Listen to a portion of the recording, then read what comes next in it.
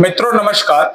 मित्रों आज एक बार पुनः काशी एक रहस्य की इस श्रृंखला में मैं आप लोगों के साथ सुबह बनारस के विषय में चर्चा करूंगा, जिस पर प्रकाश डालने के लिए हमारे साथ उपस्थित हैं सुबह बनारस के संस्थापक डॉक्टर रत्नेश वर्मा जी। महोदय हर हर महादेव।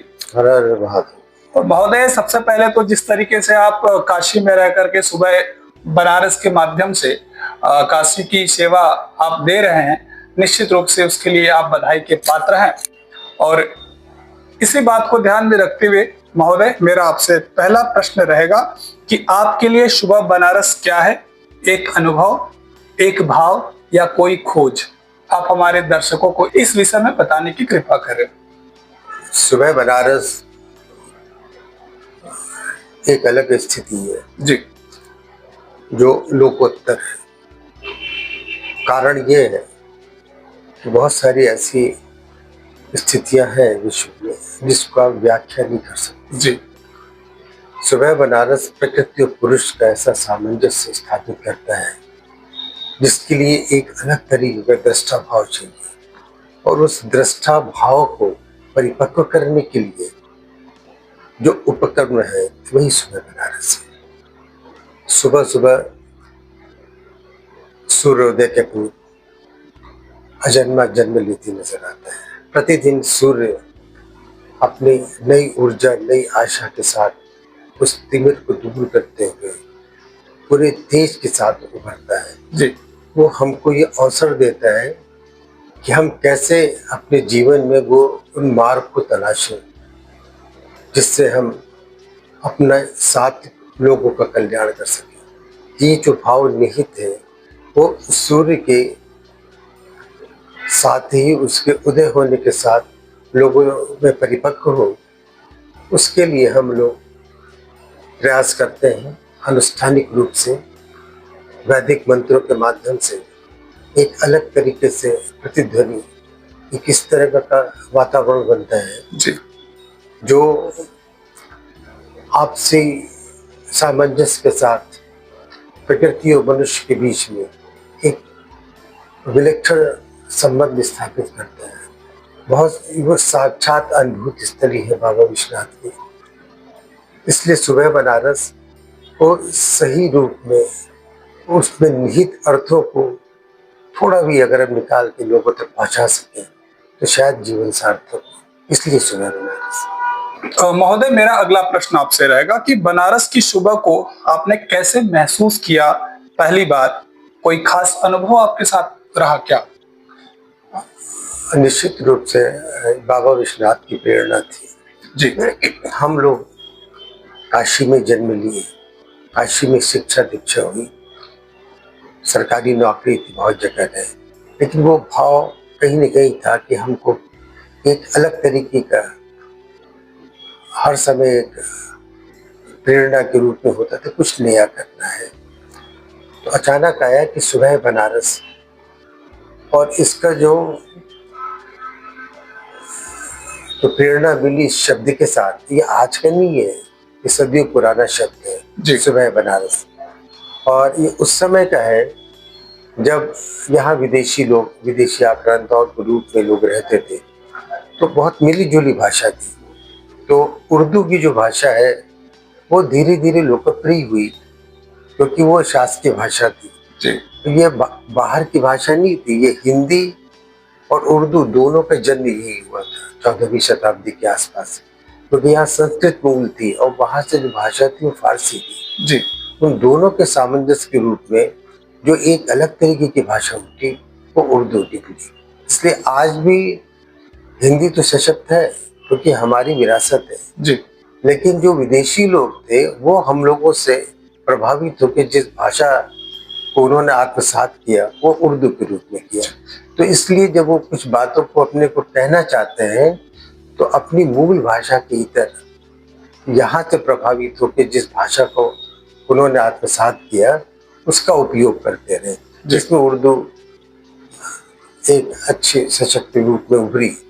और कुछ समय पूर्व तक उर्दू आज भी है, बहुत सारे लोग उससे बहुत सारे शब्द का उपयोग करते हैं जिसमें उर्दू शब्द है। तो सुबह बनारस जो है उसमें कुछ उर्दू के शब्द है सुबह बनारस, लेकिन उस अर्थ को और परिपक्व बनाते हैं सुबह के महत्व को। जी क्योंकि सुबह बनारस जो जिसके भी मुंह से निकला वो अभिभूत था, वो किसी जात का व्यक्ति नहीं था, किसी संप्रदाय का व्यक्ति नहीं था। उसने प्रकृति की प्रशंसा की और मन से जो शब्द निकला वो सुबह बनारस, विवाह सुबह बनारस। जी तो वो जो सुबह बनारस है वो एक दैविक स्वरूप था।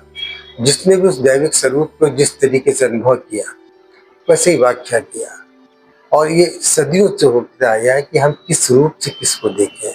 तो सुबह बनारस जो है वो मात्र एक दृश्य नहीं है, ये एक इस तरीके की परिस्थिति है जिसमें सूर्योदय के साथ ब्रह्म मुहूर्त के वो वैदिक ऋचाओं की प्रतिध्वनि, साथ में आरती के साथ उसमें यज्ञ की ऋचाओं की, और उसमें हमने क्या जोड़ा विशेष, संगीत को जोड़ा और योग को जोड़ा। संगीत को इसलिए जोड़ा कि ये शहर जो है नटराज का शहर है जी और उस अनहद नाद को बांध के उन्होंने जो राग का स्वरूप दिया वही संगीत वहां से निकलता है। वो अनुशासन का बहुत बड़ा प्रतीक है संगीत, समर्पण, अभ्यास और अनुशासन का। तो संगीत को जोड़ा और योग को जोड़ा, क्योंकि योग बाह्य और आंतरिक दोनों रूपों से ये उसी मूल बिंदु से जुड़ा है। प्राकृतिक रूप से जो हम सुबह बनारस के सूर्योदय को देखते हैं, माँ गंगा के स्वरूप को बदलते देखते हैं, उस एक जो पूरे रात्रि का तिमर है वो कैसे हल्की लालिमा के साथ एक नया स्वरूप ग्रहण करता है। तो सारी चीजों को आत्मसात करने के लिए हमको एक विशेष तरह के दृश्य भाव की जरूरत है। तो उसमें थोड़ा सा हम लोगों ने प्रयोग किया और विशेषकर संगीत और योग के जोड़ के एक अलग स्वरूप बनाया, जिससे सुबह बनारस के अर्थ को जन सामान्य अच्छी तरीके से समझ सके। जी इसलिए सुबह बनारस के स्वरूप को अलग तरीके से व्याख्या करने का प्रयास किया गया। महोदय, अभी आपने संगीत की बात करी, तो उसी को ध्यान में रखते हुए मेरा अगला प्रश्न रहेगा कि बनारस में संगीत का महत्व अपेक्षाकृत अधिक है, इसका कारण क्या हो सकता है महोदय? संगीत, क्योंकि देखिए ये बाबा विश्वनाथ की नगरी, सनातन नगरी, और ये कोई स्थल नहीं है जी ये मात्र द्रव्य है। तभी जब शंकराचार्य एक पूरा इतिहास है दर्शन का, ये सारे दर्शनों का एक संपुट है। आप आएंगे तभी आते ही उन्होंने देखा काशी को चारी ओर और कहा कि काश्याम की काशी जी काशी सर्व प्रकाशिका, सा काशी विदिता तेन प्राप्त ही काशी का। तो ये प्रकाश है, जैसे कहीं अंधेरा और प्रकाश हो गया तो आप उन चीजों को भी ढूंढ लेते हैं जो दिखती नहीं है। ये काशी है। आप जिस मानसिकता से यहाँ पे आएंगे तो निश्चित रूप से आपको वो जरूर प्राप्त होगा। और जब किसी व्यक्ति का ध्येय और मार्ग स्पष्ट हो तो उसके साथ कोई भी कठिनाई जीवन में नहीं होती है। ये काशी का बहुत मूल चीज है। संगीत की जहाँ तक बात है, हर समय हर व्यक्ति हर स्थान पे संगीत है। हमारे चतुर्दिक हर समय संगीत है। हम उस तो किस तरह अपने क्षमता योग्यता के माध्यम से आत्मसात कर लें और प्रेरित, ये बाबा विश्वनाथ के ऐसे प्रेरित होना कि उन्होंने जब उस अनहद नाद को बांधा अपने नटराज स्वरूप से जी और एक अलग तरीके की सभ्यता के विकास की बात की, जो सनातन धर्म जिसको हम आज कहते हैं, तो सरल नहीं था। आज आधुनिक काल में बिग बैंग थ्योरी करने लगे। उसी अनहद नाद को बांध के उन्होंने एक स्वरूप दिया। तब ये सारी धाराएं निकलनी शुरू हुई, दर्शन निकलना, ये संस्कार निकलने शुरू हुए, हमारे जीवन पद्धति शुरू हुई। तो कहीं न कहीं से उन्होंने जीवन को बांधा। तो हर क्षण जो हमारे जीवन में संगीत का है, जैसे आठों प्रहर का संगीत होता है जी, और अष्ट प्रहर के संगीत में जो सबसे पहले ऊषा काल का ब्रह्म मुहूर्त का संगीत है, प्रातःकालीन राग जी, तो उस प्रातःकालीन को भी जिस मूड में आप सुबह या शाम को नहीं रहते, कोई भी व्यक्ति नहीं रहता। कारण क्या है? उसी तरीके की प्रतिध्वनि चतुर्दिक रहती है, जी हर 3 घंटे में बदलता है। तो जो 8 प्रहर हमारे ऋषि मुनियों ने, मनीषियों ने बांटा कि हम उषा काल से शुरू करते हैं और रात्रि तक जाते हैं, फिर न्यूमा 3 बजे तक, फिर 3 बजे से शुरू, तो 8 प्रहर अलग है। तो वो एक अलग व्याख्या। तो हर 3 घंटे का राग हमारे पास 250-300 से राग से ज्यादा संकलित है। जी तो हर 3 घंटे का राग बदलता है। तो संगीत जीवन में सबसे महत्वपूर्ण है। संगीत प्रतीक है हमारे लयबद्धता की, हमारे अंदर जो एक मेटाबॉलिज्म की भाषा में है, उसमें जहाँ से भी कुछ अवरोध होता है हम कठिनाई में पड़ते हैं। इसी तरह से संगीत, जब हम क्लासिकल म्यूजिक में जाते हैं, थोड़ी सी कठिनाई होती है तो फिर वो बात नहीं रहती। जी तो ये संगीत को जोड़ने का मात्र अर्थ ये था कि वो संगीत गा तो सब लेते हैं, लेकिन उसको शास्त्रीय संगीत या उपशास्त्रीय संगीत के रूप में गाने के लिए जो अनुशासन चाहिए, जो समर्पण चाहिए, जो अभ्यास चाहिए, उसकी प्रेरणा जरूरी है। इसलिए संगीत को आत्मसात करना जरूरी था। काशी में तो कण कण में शंकर माना गया, और संगीत का तो पर्याय है। जी तो नृत्य के पर्याय, संगीत के पर्याय देवाधिदेव महादेव है। इसलिए हम लोगों ने संगीत के, और यही कारण है कि आप देखिए घरानों के साथ साथ 2-2, 3-3 यूनिवर्सिटीज, वहाँ भी लोग संगीत पढ़ने आते हैं। और आज हमें नहीं लगता कि कोई शहर ऐसा है इस स्तर का जो काशी का शहर है कि इतने लोग और बड़े बड़े घरों के लोग शास्त्रीय संगीत के लोग वो काशी में। जी तो महोदय, अभी आपने योग की भी बात करी, तो अगला प्रश्न मेरा योग से रहेगा कि योग अपने मौलिक स्वरूप में अवस्थित है जो दर्शन के निकट है, आपका विचार क्या रहा है? देखिए, योग जो है ये भी बाबा विश्वनाथ से जुड़ा। जी बाबा विश्वनाथ से बड़ा योगी कोई नहीं है। योग एक तारतम्य की बात करता है। जी बाबा विश्वनाथ की जो संकल्पना है वो जुड़ा है, एक है कि नमस्ते विश्वनाथाय विश्व रूपाय नमस्ते, जी नमस्ते शून्य रूपाय लक्ष लक्ष नमस्ते। बाबा विश्वनाथ को स्वरूप को जो नहीं दिखते हैं, शून्य रूप भी है लेकिन अवस्थित तो है। तो हम जब उसके उस सूक्ष्म को जानेंगे तब उसके साथ सहचर्य कर सकेंगे, उसके साथ एक संबंध स्थापित होगा। तो ये योग का प्रथम सोपान है जी कि हम कुछ बढ़ने के लिए, लोगों को जुड़ाव के लिए, चाहे वो शरीर हो, चाहे बाहर के आंतरिक बाह्य शक्तियां हो, आंतरिक शक्तियां हो, उनमें जब एक सामंजस्य स्थापित होगा तो व्यक्ति और व्यक्तित्व के साथ समाज का विकास होगा। तो योग तो लोग केवल शारीरिक प्रक्रिया नहीं है। जी तो काशी में योग वो साक्षात देवा योग ब्रह्म है। जैसे अभी आपको बताया संगीत है तो नाद ब्रह्म है, ये योग है तो योग ब्रह्म है। और जगह लोग योगिक क्रिया करें, यहाँ पे यो अनुष्ठानिक रूप है उसका। तो योग को इसलिए समाहित किया कि ये एक योग ब्रह्म के रूप में हम इसको आत्मसात जब करेंगे तो उसके प्रति सोच और उसकी जो उपादेयता है अपेक्षा के लिए निश्चित रूप से ज्यादा होंगे। ये मेरा 10 साल का अनुभव रहा है कि अद्भुत चमत्कार हो। जी महोदय, अगला प्रश्न मेरा आपसे रहेगा कि सुबह बनारस, इस शीर्षक के पीछे आपकी सोच क्या थी? सुबह बनारस इसीलिए क्या है कि हम करने शुरू किया था आज से करीब 30 साल पहले बुढ़वा मंगल की शुरुआत की थी। जी तो बुढ़वा मंगल समाप्त हो गया था, काशी का बहुत बड़ा लाखा मेला के नाम से जाना जाता था। उसी दौरान जब मैं खोज रहा था कि ये बुढ़वा मंगल है क्या, जी तब मेरे को एक जगह सुबह बनारस मिला। तो हमने कहा सुबह बनारस क्या है, ये शब्द मिला। जी सुबह तो लोग जहाँ ब्रह्म मुहूर्त सब लोग जानते थे, लेकिन सुबह बनारस नाम तब से कौन था मेरे दिमाग में, और प्रेरणा अंदर से हुई कि मेरे को सुबह बनारस पे काम करना है। और ये 30-40 साल पहले बात है। 2012 में एक सपन सा आया, इसको लेके चलो। मैं सरकारी नौकरी में था, यहाँ पे सांस्कृतिक का प्रमुख था। जी प्रयास किया, लेकिन सरकार तो सब क्या बहुत अच्छा, लेकिन हमको सहयोग नहीं मिल पाया। लग गया कि बाबा की जब कृपा होगी, हुई कृपा। 2014 में हम लोगों ने जब इस बात को तत्कालिक डीएम से किया तो उन्होंने कहा तो बहुत बढ़िया, चलिए शुरू करते हैं। हम्म, फिर हमने सुबह बनारस को फिर व्याख्या दिया कि सुबह बनारस आनंद कानन, सुबह बनारस ये आनंद कानन का मूल है। जी, तो हमने कहा कि हमारा जो प्रयास है हर क्षणों को कैसे आनंदमय बनाए, एक पूरा वैज्ञानिक रूप से।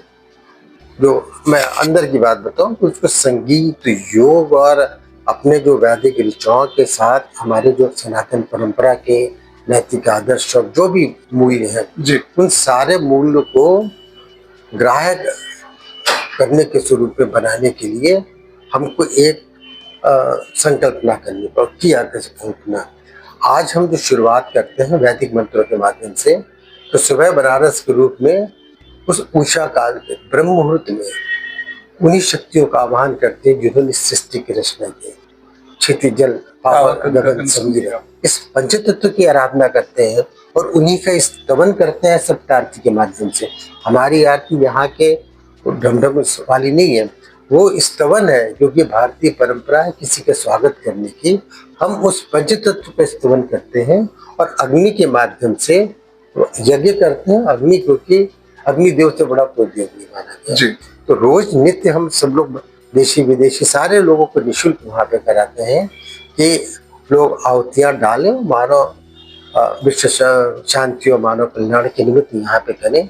और उसके बाद सूर्योदय होता है, तो सूर्य को भी लगे कि, क्योंकि ये हमारा पूरी प्रक्रिया कृतज्ञता ज्ञापित है, क्योंकि 84 लाख योनि में सर्वोत्तम कृति प्रकृति की हम आप है। जी, और हम आप कर क्या है, दुनिया जानती है कि प्रकृति की कितनी अवहेलना, ओजोन लेयर से क्या नहीं किया, कोई तो कृतज्ञ हो। तो सूर्य के सूर्योदय के पहले प्रकृति के प्रति कृतज्ञता ज्ञापित करने की जो प्रक्रिया है वही सुबह बनारस है। और हम लोग अपने जिस संसाधनों का उपयोग किया वो हमारे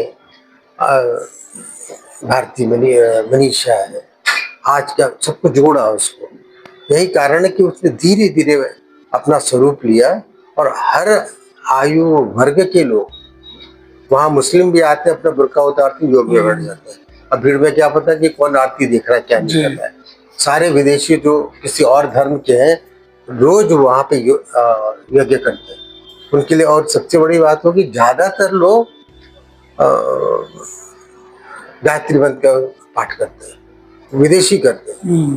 तो अद्भुत बात हुई है, बहुत अद्भुत बात। और ये वही हो रहा। कभी वहां पे आप आके देखिए कि कितनी संख्या में लोग गायत्री मंत्र का पाठ कर रहे हैं। तो हम लोग ज्यादा नहीं देखने, तुम नहाए हो कि नहीं, गायत्री मंत्र का पाठ करो भाई। तो हमारा जो मूल था, हमारे पूर्वजों ने किया था, तुम उसको आत्मसात कर लो, हम अपने लिए नहीं कर रहे। तो प्रेरणा लिया उस प्रकृति से कि प्रकृति ने निस्वार्थ भाव से हमें आपको बनाया, हम उनके प्रति कैसे कृतज्ञता ज्ञापित करें। तो उसको भी उपयोग उन्हीं को किया जो हम लोग ने किया जी। वो एक मानवीय पर्यावरण का ऐसा निर्माण किया तो प्राकृतिक पर्यावरण के साथ एक अंतर्निहित संबंध स्थापित कर सके, उसका भी है। यदि किसी ने कहा कि साहब सूर्य भगवान भी बैठे रहते कि आप आगे शुरू करो तो हम निकले, तो अच्छा लगा सुन के कि नहीं ऐसा नहीं। वो जैसे जैसे सूर्य निकलता है वैसे वैसे राग होता है जी। और माँ गंगा के जो लगता है कि माँ गंगा ठहरी हुई है, और जैसे राग शुरू होता है वो वहाँ के सारे कार्य उनके बाबा विश्वनाथ के सानिध्य में और माँ गंगा के संरक्षण में कार्य होता है। और वर्तमान में शास्त्रों में लिखा है कि सतयुग में सारे जगह तीर्थ थे जी। और त्रेता में खाली पुष्कर तीर्थ था, द्वापर में कुरुक्षेत्र था, लेकिन वर्तमान कलयुग में केवल एक तीर्थ है, वो माँ गंगा जी। ये बात लोगों को समझ को, और ये सब बताया तो कहेंगे साहब आप क्या, लेकिन यही है। अगर आप तीर्थ की अवधारणा को समझ रहे हैं तो सर्वत्र आनंद का। लेकिन आज हम लोग जो मिलके माँ गंगा के किनारे, बहुत बड़ा भाग्यशाली माँ गंगा के किनारे, जी, जी। तो हम सब लोग मिलके अपनी परंपरा और आधुनिक शिक्षा और सोच से हर क्षण को आनंदमय बनाए, उसके लिए पूरा योगदान करते हैं। और अपने को बदला उसमें 8-10 साल से अपने जीवन को बदला। 3-3:30 बजे उठ के महाजन की सेवा प्रतिदिन प्रति एक दिन नागा जी, और उनकी कृपा बने की तबीयत भी नहीं खराब थी। ये बाबा विश्वनाथ का है, बुखार भी होता, नहाती लगना बुखार हो गया, कृपा ही है। तो थोड़ा बहुत लगा रहता है, लेकिन वो नियमित रहा। इवन आप सोचो कि कोरोना काल में भी प्रतीकात्मक आरती होती रही और मंदिर में संगीत करते रहे हम लोग, जब हर आदमी डर रहा था। बहुत बड़ी कृपा है, कहना नहीं चाहिए। इतनी बातें हुई, लेकिन एक व्यक्ति भी प्रभावित कोरोना से हमारे यहाँ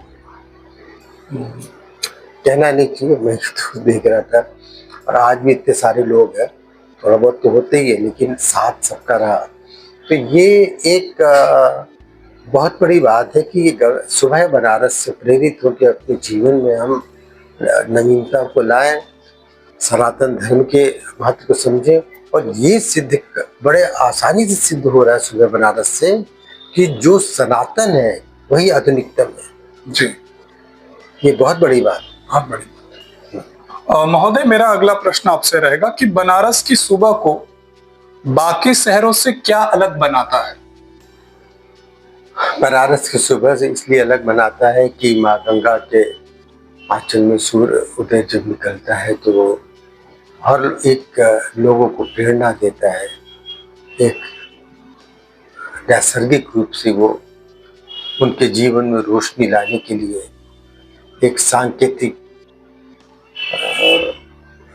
प्रतीक के रूप में उभरता है। रोज सूर्य जो है उसका स्वरूप बदलता है। एक तरह से सूर्य नहीं निकलता, कभी दक्षिणायन है, कभी उत्तरायण है, और उसका हर स्थान बदलता रहता है धीरे धीरे जी, लेकिन नियमित है। नियमितता के साथ उसी प्रखर रूप से है, वो अपने मूल स्वरूप से कभी समझौता नहीं करता। वो ऐसे से संदेश देता है कि आप स्वयं जाने की क्या है। प्रखर रूप से आता है, हर मौसम अपनी जगह रहता है। सूर्य की नियमितता, सूर्य का जो मालिक है वो हमको ये प्रेरणा देता है कि हमको अडिग रहना चाहिए, जो मेरा नियत कार्य है उसको करना चाहिए। तो सूर्य से बहुत प्रेरणा देने की बात है सूर्य के साथ। और वो जब माँ गंगा के साथ उसका स्वरूप अलग अलग हो जाता है।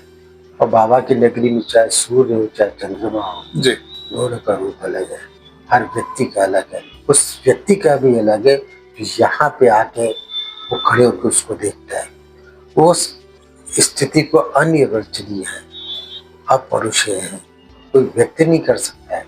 कोई भी व्यक्ति ऐसा नहीं है जो उससे प्रभावित। एक अभी जो करीब लाखों की संख्या में 10 साल में लोग आ चुके हैं और एक से एक चमत्कार हुआ। हम लोगों का पूरा प्रयास ये है कि जितने हमारे साथ पद्मश्री पद्मभूषण सारे लोग जुड़े, बड़े बड़े लोग जुड़े हैं। हम लोग का ये प्रयास है कि सारे क्षमतावान लोगों के साथ एक ही ऐसा समानांतर धारा को लगाए गंगा के किनारे। गंगा को ये तो लगे कि हम जब अविरल बह रहे हैं तो मेरे साथ कौन आ रहा है। जी, कोई ऐसा जीव जंतु दुनिया का नहीं है जो गंगा जी में ना हो, लेकिन गंगा अविरल है, प्रतीक है, पूज्य है, तीर्थ है। वो उनकी चिंता नहीं, वो हमारे शरीर की तरह। शरीर में 10 विकार है, लेकिन हम आप चल तो रहे। जी, उसी तरीके से ये एक सामाजिक समानांतर सांस्कृतिक धारा, उसका प्रवाह है माँ गंगा का प्रवाह। और ये सांस्कृतिक प्रवाह, आध्यात्मिक प्रवाह को लेके जिसमें हम सबका उपयोग करते हुए चल रहे, तो वो कौतूहल का विषय हमारे लिए तो लोगों के लिए है ही है, शायद माँ गंगा के लिए भी। क्या ये लोग भी हैं? कहाँ लोग?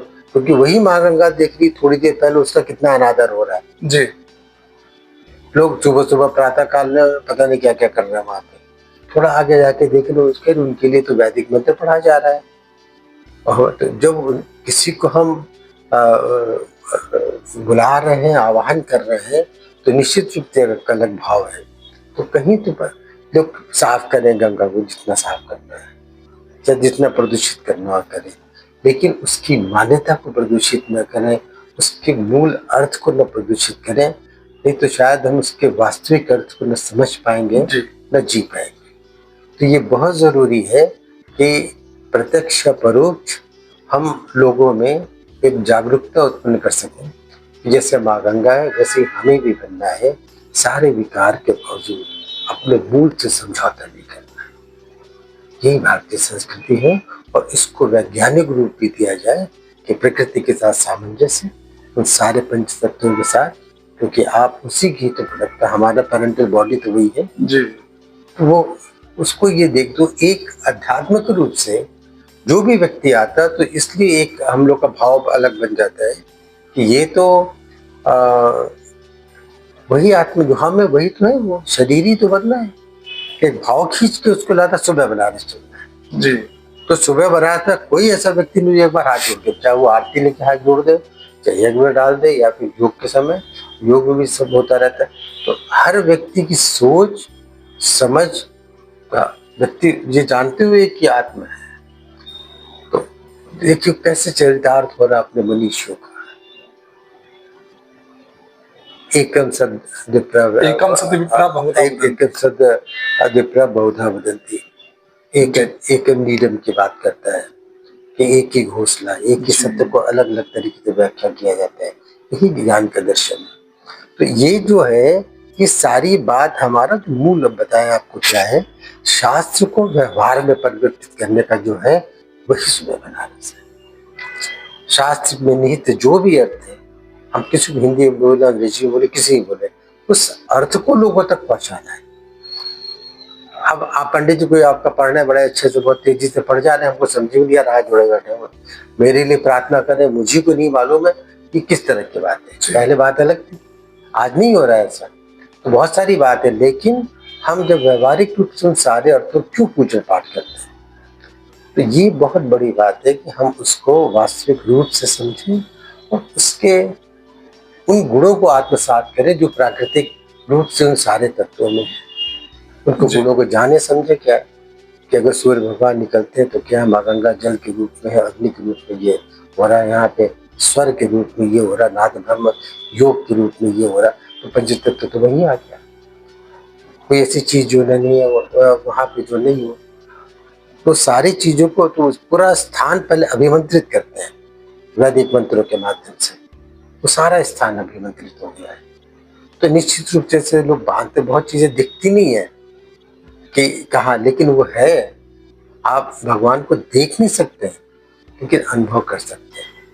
वो सारे तो मूल जो हम लोगों का है, देवादिदेव महादेव की साक्षात अनुभूति स्थली सुबह बनारस का स्थल है वर्तमान में, क्योंकि तीन ही को भक्ति का है कि श्रुति स्मृति और अनुभूति। तो श्रुति स्मृति तो अपनी जगह मार्गदर्शन है, दुनिया भर की अनुभूति है, वही आपको प्रेरित करके वेद लिखा दिया है, वही प्रेरित करके आपको व्याख्या की पूजा लिखाती है, वही पुराण लिखाती है। ये बात है कि युग के साथ में उसका स्वरूप बदलना, तो ये अनुभूति केवल है जो सृजन का कारक है। श्रुति स्मृति तो ठीक है, चल रहा है, वो होना चाहिए, आवश्यक है। जीवन चलेगा, हर तरह की चीज होनी चाहिए। शरीर है तो हाथ पैर के, दिमाग के साथ हाथ पैर भी तो चाहिए, कि खाली दिमाग लेके हम क्या करेंगे जब हाथी पैर भी। तो इस अनुभूति जो है वो कार्य कराता, वही मूल है, वही मूल रूप से आत्मा है, वही आत्मा है। और जिस क्षण वो अनुभूति समाप्त हो जाएगी तो आगे फिर कुछ नहीं बचता है। उस अनुभूति को सही अर्थों में जानने का जो प्रयास का उपक्रम है अनुष्ठानिक रूप से सुबह बनारस। महोदय, क्या आपको लगता है कि सुबह की बनारस में आध्यात्म बसता है या सिर्फ एक दृश्यात्मक अनुभव है?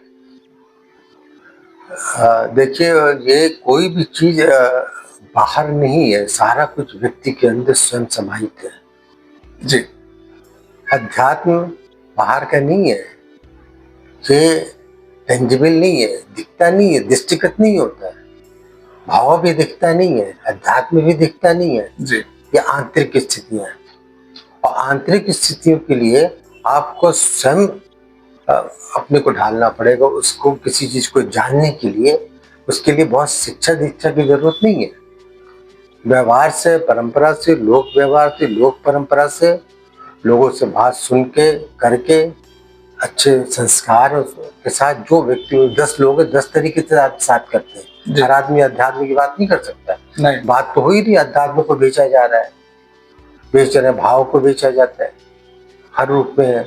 लेकिन जो लोग नहीं करते हैं वो मनन करते हैं, तब किसी दर्शन को लेके आते, वो सब कुछ लोक कल्याण के लिए है। कभी भी स्वार्थ व्यक्तिगत कल्याण की बात नहीं है भारतीय परंपरा में। हम जो भी करते हैं, आज जो परिवार है, एक व्यक्ति आज की तारीख पे भी है, जो आदमी 100 रुपए कमाता है वो 90 रुपए परिवार में खर्च करता है, शायद 10 रुपए भी अपने पे नहीं करता है अगर परिवार है तो। जी। ये क्यों है? ये मूल है भारतीय संस्कृति का कि मुझे लोगों को देख के करना है। आज भी लोग दान क्यों देते हैं?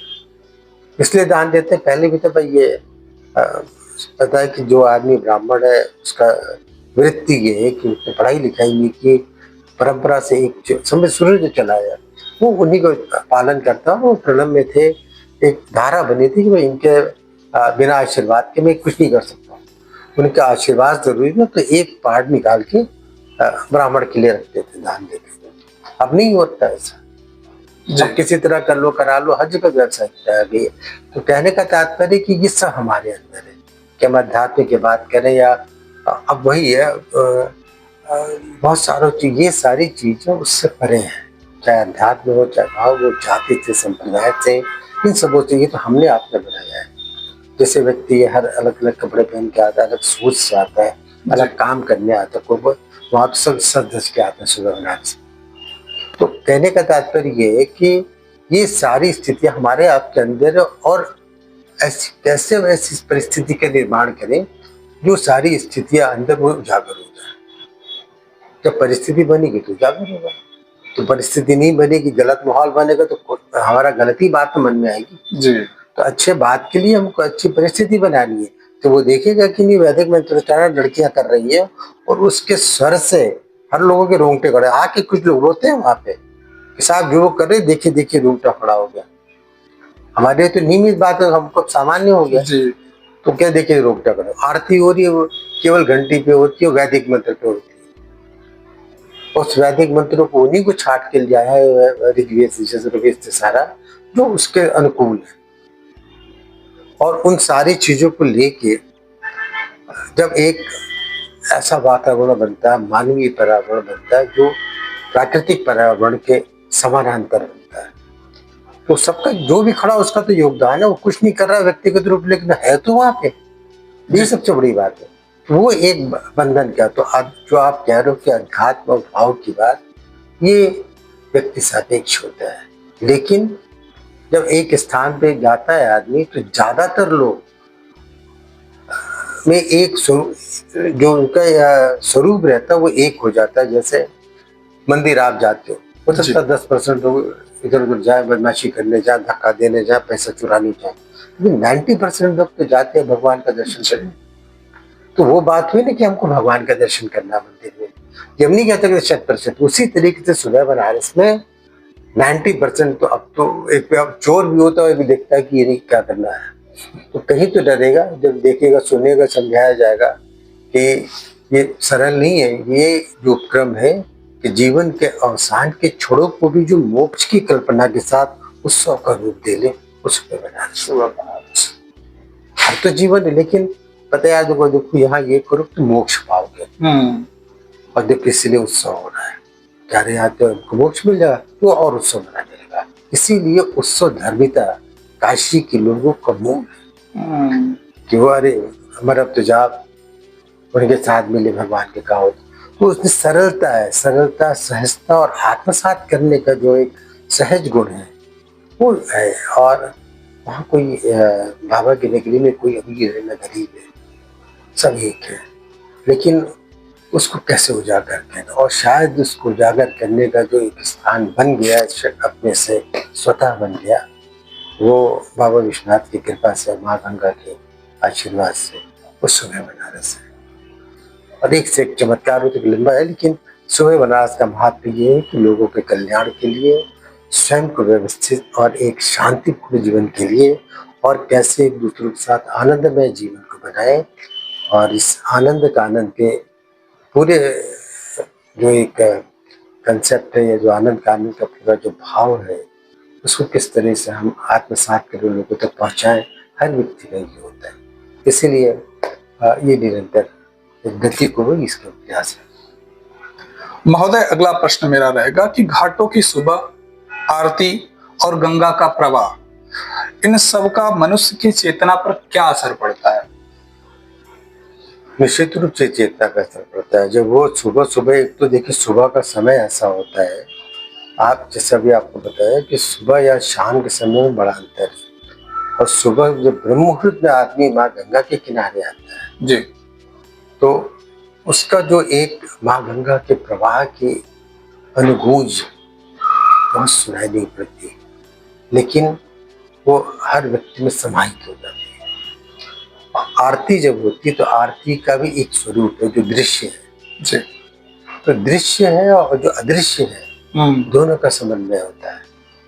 और ये मान के कि माँ गंगा के किनारे खड़े हैं, बाबा विश्वनाथ की नगरी और यहाँ पे आरती हो रही है, तो दो तीन चीजें हो गई। एक डायमेंशन, एक आयाम हो गया बाबा विश्वनाथ का, दूसरा आयाम माँ गंगा का, और तीसरा आयाम जो दृश्य सामने आरती का है। जी। तो उसकी चेतना तो तात्कालिक रूप से एक हो जाती है वहीं पे जाके।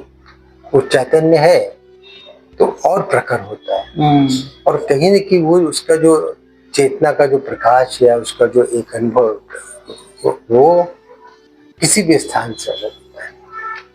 तो कोई ऐसा व्यक्ति नहीं है, चाहे वो किसी वर्ग का हो, वो एक अलग अपने अनुभव को लेके जाता है। और कई लोग तो बहुत सारी बातें करते हैं वहाँ पे आके, लेकिन सुबह बनारस का बहुत बड़ा ये एक योगदान है वहाँ के लोगों का, ये सामूहिक संवेद प्रार्थना का, कि सब एक दूसरे को सहयोग करते हैं, चाहे सड़क ही क्यों न करते हो, फिर जाके सड़क पे लड़े नहीं पता, लेकिन वहाँ पे जाके हर व्यक्ति एक है। और बहुत बड़ी कृपा है कि आज तक कोई ऐसी बात सुबह बनारस में 10 साल हो गया कोई घटना नहीं, इतने लोग आते रहे हैं। और सुबह गरीब के साथ साथ शायद 10-15% गरीब आते हैं, और सुबह वो सारे एलीट क्लास के लोग सुबह आते हैं। गाड़ियों की आज लाइन लग गई है बाहर। जी, वो तो देखता हूँ मैं। तो वो इसलिए लग गई है कि उनके लिए एक ही आकर्षण है, वो तब है व्यक्तिगत रूप से जब हमने एक चुनौती ली कि बाबा जब साथ में है तो वही करिए, हम क्या कहते रहते, वही किया उन्होंने। मैंने एक बैनर शहर में नहीं लगाया, एक बैनर नहीं, और अपने स्वार्थ की भावना को भी समाप्त किया 10 साल में। उसका एक उदाहरण आपको बता देते हैं। अभी जीआई टैग मिला है शहनाई पे और उस पे तबले पे हम लोग को मिला है। पहले ही नाम मोदी जी में शहनाई था यहाँ। मुझे पूरा लगा के मैं बैठा था, बड़े द्वंद में बैठा था भाई। बहुत सौभाग्य की बात है कि प्रधानमंत्री हमको देंगे, कितना अच्छा लगेगा। और फिर प्राथमिकता समझ में आई कि ना, ये कलाकार इसको भेजो ऊपर। मिला हमें सुबह बनारस को, मैं नहीं एप्लीकेशन था, मैं जो कलाकार को भेजा, मैं मंच पे नहीं गया जी। तो वो भाव नहीं, उस भाव ने हमको और सशक्त किया। फिर कभी मौका आएगा बाबा, तुम चाहोगे तो करोगे। द्वंद्व तो था, निश्चित रूप से द्वंद्व था। मनुष्य तो क्या करते हैं इलेक्शन, और बाद में उन्होंने ठीक तो किए। इलेक्शन लड़ना क्या करना, देखो उसके लिए जिंदगी भर की खाती होगी। वो एक छोटी जात के व्यक्ति गया, शहनाई बजाता है, तो उसको जाने दिया, ये कम है। एकदम द्वंद ने उनको रोक दिया वहां पे। ये एक बड़ी बात है हमें लगता है। और ऐसे बहुत सारे जीवन में अनुभव है जो वहां पे हो रहे हैं। नित्य होता है, कोई ऐसा समय नहीं है जब एक इस तरह का ना आए। तो सबसे बड़ा जो अच्छा शब्द भाव हुआ कि एक बहाना तराशते हैं कि लोगों को कैसे भला करें। यही बाबा विश्वनाथ चाहते हैं। मैं कोई किसी पंथ का आदमी नहीं जी, मन भरी मनुष्य सरकारी अफसर है, और सरकारी अफसर सबको मालूम था कि किस तरह का दबाव अफसर है, समझौता नहीं करते तंत्र में थे। लेकिन ये नहीं है कि हर व्यक्ति अपनी शैली में काम करता है। मैंने भी अपनी शैली में काम किया, कई पदों पे काम किया, लेकिन कहीं न कहीं से वो लगा शुरू से कि बाबा ने हमको रोका है। बाद में अब स्पष्ट होकर उनको कराना था, मैं नहीं कर रहा हूँ, उन्होंने चयन किया। तो मैं क्यों कमजोरी दिखाऊं? आया मौका। अब योगी तो उनसे बड़ा कौन सा हो सकता था। ऊपर पीएम खड़े, मैं लगा के बैठा हुआ हूँ, वही भी जाना, उनको सब बात हो रही करा के, इससे बड़ी बात। उसके बाद देखिए नीचे खुद आए ये योगी जी अपने गवर्नर के साथ। जब पीएम उधर चले, आप लोग आइए, मैं फोटो खिंचाता हूँ। वो रुक के उन्होंने देखिए फोटो खिंचाई मैंने। हमने कहा यहाँ चल जाएंगे सब। तो ये जो भाव है ना, द्वंद्व तो था, स्पष्ट बताया, हम भी तो मनुष्य हैं और भाव से। लेकिन फिर लगा कि ये शायद ज्यादा अच्छा किया मैंने।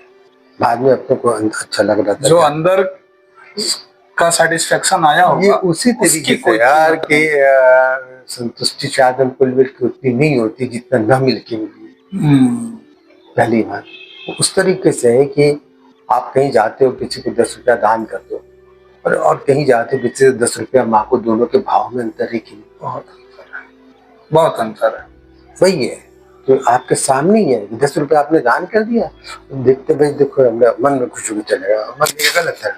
और कहीं जाके बैठे हैं जरूरत में, यार 10 रुपया चाहिए, क्या करें, कौन बहाने तो पैसा मांगे, आप मांगे तो नहीं हो, मिले न मिले बात की बात, अगर उसने दे भी दिया 10 रुपये तो मन बड़ा छोटा सा, अजीब से अनुभव है, वो अनुभव नहीं है। और दान का जो अनुभव उसको चाहिए, दोनों में जमीन आसमान के अंदर है। यही मनुष्यता है, इसी बात को समझना है। और काशी वासी होने के नाते बाबा की प्रेरणा होनी चाहिए हमें। तो बहुत सारी ऐसी बातें हुई जिनको अगर बता दो तो पता नहीं क्या क्या होता है। मैं व्यक्तिगत बता रहा हूँ, व्यक्तिगत बोल के जाता, मैं घाट का भंडारी हूँ जी। ना, मैं घाट का होता, लेकिन मेरे लिए वो भी प्रणम्य है, हर व्यक्ति प्रणम्य है जो वहाँ आता है। एक व्यक्ति भी आता है लगता है यार ये इतने बड़े काम में आ गए, इनको अपनी टेंशन आ गया है, बुजुर्ग आ गया तो बैठा है।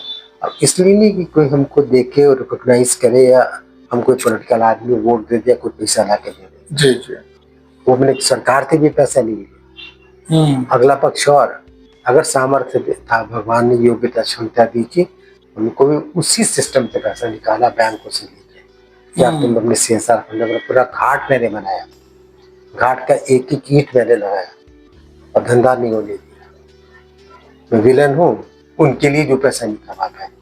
तो हमने कहा नहीं, बोले कमिश्नर की ये, मैं कहा नहीं सर यार रहने की, मैं कराऊंगा, और कराया। वो भी मैंने सरल नहीं, कुछ समझे, भारतीय संस्कृति को समझने वाले समझेंगे। मैंने भारतीय कला को, भारतीय विचार को, भारतीय अभिव्यक्ति को कला में डाला है वहां पर, जरा सामान्य नहीं बनाया। आप जब इंटर करते हो, दोनों पिलर गौर की जो पुरुषार्थ है, धर्म अर्थ काम मोक्ष से जुड़े जो भी अलंकरण, उन्हीं को मैंने डाला है। धर्म कमल से जुड़ा है, सारे उसमें कमल किसी न किसी को नीचे है। अर्थ के रूप में स्वस्तिक है, श्रीवत्स, तो उसके ऊपर जाए तो बलरडी, या कोई व्यक्ति जो है बिना इच्छा के ना हो। फिर ऊपर पूर्णमदः पूर्णमिदं पूर्णात् पूर्णमुदच्यते। धर्म रहते काम मोक्ष के साथ सप्तपदी है, 7 सीढ़ियां सप्तपदी है, सप्तभंगी ने अनेकांतवाद। वो क्रिश्चियन का 7 कार्डिनल सिंस है, एक क्रॉस करो तो एक पाप तुम्हारा खत्म हो रहा है। हमारे लिए तो जीवन में कोई भी आदमी सप्तपदी के बाद ही विवाह के बाद हर व्यक्ति में तो नया जीवन शुरू हो, वो 7 है। फिर 4 आओ तो आश्रम व्यवस्था, 4 सीढ़ी नीचे करके फिर आप आइए स्लैग बनिए कि वहां, ये मैंने सब कराया।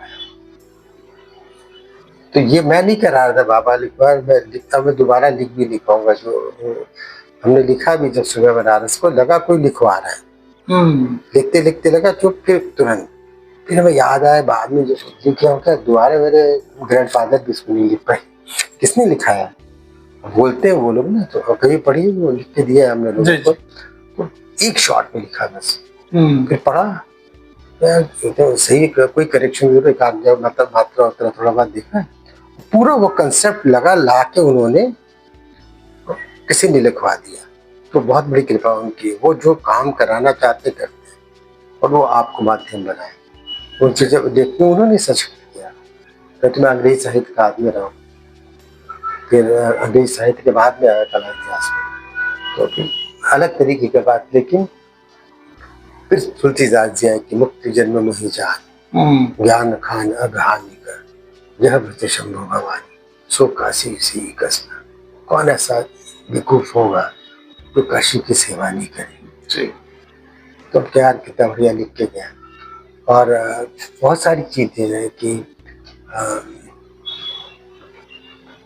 स्वयं बाबा विश्वनाथ ने कहा कि बिन काशी न मैं स्थान, बिन काशी न मैं रति, बिन काशी न निर्वाण, सत्यम सत्यम बधा मैं।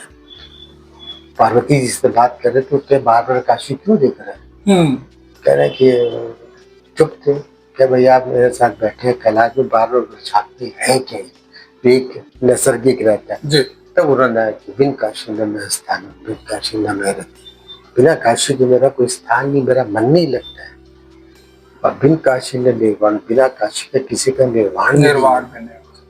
सत्यम सत्यम, ये बाबा विश्वनाथ को कहलाया गया। काशी खंड को आप सेकंड पार्ट में देख लीजिए।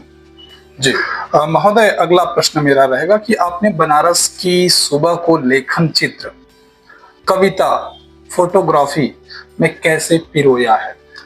हमने कहा ना कि जब लगा कि अभिव्यक्ति के अपने माध्यम है, सौंदर्य जो है बाहर नहीं होता, आपकी आंखों में है। जी। सौंदर्य तो सर्वत्र है और उसमें एक षडांग है।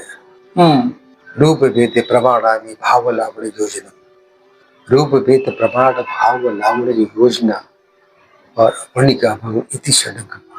ये जो 6 एलिमेंट्स ऑफ एस्थेटिक्स है, ये लोगों में सौंदर्य लाके बैठते हैं। तो ये सब लोग नहीं, जो ये भाव कोई बता नहीं पाता, लेकिन किसी किसी रूप में अंदर सबके रहते हैं।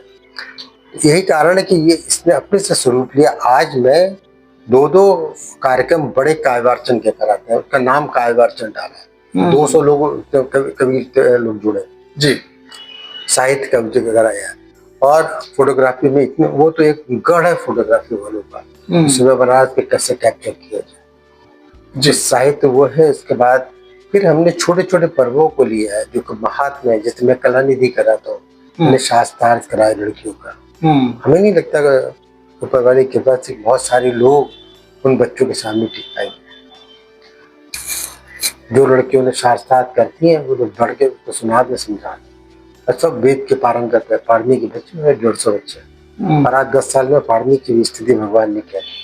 तो मेरे तो नियमित में जुड़ा हूँ इन लोगों के साथ, बताते रहते, समझाते रहते। तो शास्त्रार्थ का पूरा एक, उनको देख के मैंने शास्त्रार्थ के शुरू भी कराया। शाम को कलानिधि के नाम पे पूर्णिमा के दिन में मैं शास्त्रार्थ कराता हूँ, और पूर्णमास यज्ञ कराता हूँ दिल्ली में। इसके बाद फिर नृत्य होता है, फिर लोगों में खीर बांटते हैं। ये व्यवहारी नहीं है, ये लोगों को परिवर्तित करने के लिए एक दिमाग को, जैसे हम लोगों को रोज एक कपड़ा वही अच्छा नहीं लगेगा, थोड़ा बदले, वैसे ही एक आत्मा को भी आवरण चाहिए ना जी। हम ये आप करेंगे। आत्मा को अगर कोई आवरण अच्छे से दे तो वो भी खुश हो जाती है। आत्मा खुश क्यों हो जाए? आपको कोई खास दिख गया, मन गदगद हो गया, वही तो आत्मा गदगद। वो जो भाव है, तो आत्मा को आप पोषित करो। आत्मा को पोषित करना ही हमारा आपका काम है, उसको मारना नहीं। लेकिन हमारा लोग रोज आत्मा को मारते हैं, इनके चुरा ला, इनके खींच ला, इनको फलाना करना, क्या है? आप आत्मा को बीज के काम करते हैं, तो ऐसे जीवन का कोई अर्थ नहीं है। तो सुबह बनारस में जीवन जन्म लेते हुए और अवसान, जीवन का अवसान और वो उसके बीच में जो प्रवाह है, उसको कैसे अर्थपूर्ण बनाए, ये लोग जाने समझे। तो जीवन के हर छोर का अर्थ से भरे जी, तब वो अच्छा लगे ना। कोई महोदय, अगर कोई पहली बार बनारस की सुबह देखने आए तो आप उससे क्या देखने सुनने का सुझाव देंगे? उसको तो सबसे पहले ये सुझाव देंगे कि ये मात्र काशी के नहीं, ये हमारे आपके अस्तित्व से जुड़ा ये एक ऐसी परिस्थिति है जी, जिसको आप सही अर्थों में जाने, वही हम प्रयास करते हैं। आप उसको समझे, जाने। अगर कोई कठिनाई हो तो हमसे आप वार्ता करें, हम आपको बताएंगे क्या है। सबसे ये अपेक्षा करते हैं कि मात्र ये आरती को या यज्ञ को न जाने, उसके साथ जो लोग लगे, उपक्रम हो रहा, और जो अनुशासन है, इतने उसमें पिन ड्रॉप साइलेंस रहता है जी, उसको जाने समझे। और कई लोग आगे कहते हैं सर अभी आप बोल लेते हो, तो हम हिंदी इंग्लिश दोनों ही बोलते हैं, इसीलिए विदेशी भी आते हैं सब।